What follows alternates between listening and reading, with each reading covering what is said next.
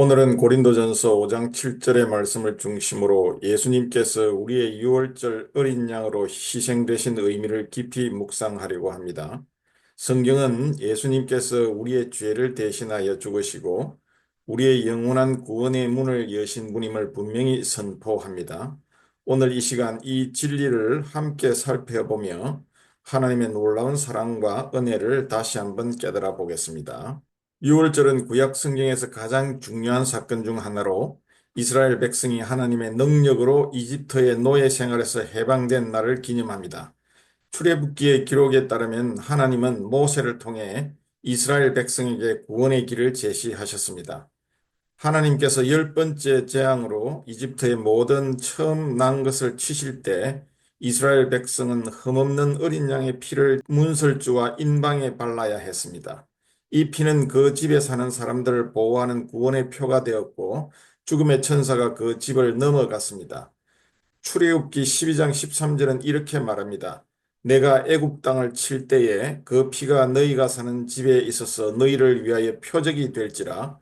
이스라엘 백성에게 유월절은 단순히 과거의 기념일이 아니라 하나님께서 그들을 구원하셨음을 기억하고 감사드리는 신앙의 핵심이었습니다.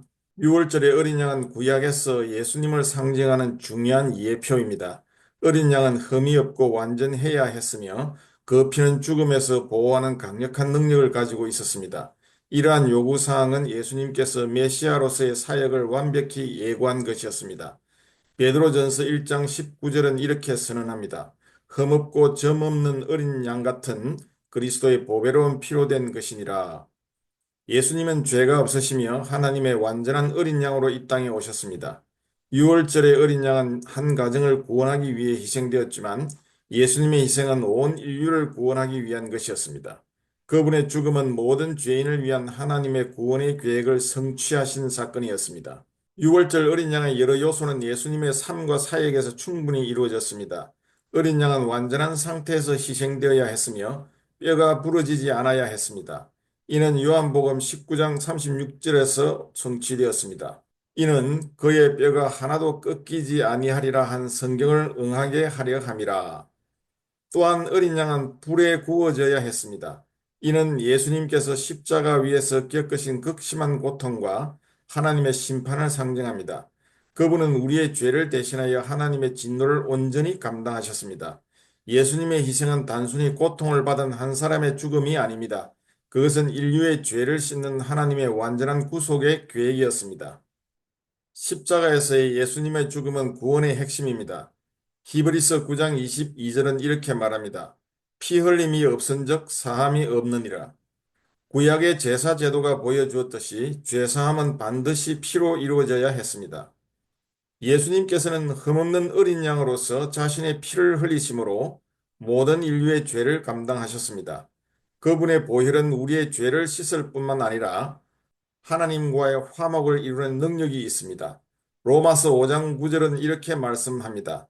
그러면 이제 그의 피로 말미암아 의롭다 하심을 받은 우리는 더욱 그로 말미암아 진노하심에서 구원을 받을 것이니 유월절의 밤 이스라엘 백성은 어린 양의 피를 문에 발라야만 죽음의 심판에서 보호할 수 있었습니다. 이는 오늘날 우리의 믿음을 상징합니다. 예수님의 희생은 모든 사람에게 구원을 제공합니다. 그러나 우리가 그 희생을 믿음으로 받아들일 때에만 그 구원이 우리의 것이 됩니다. 요한복음 1장 12절은 이렇게 선언합니다.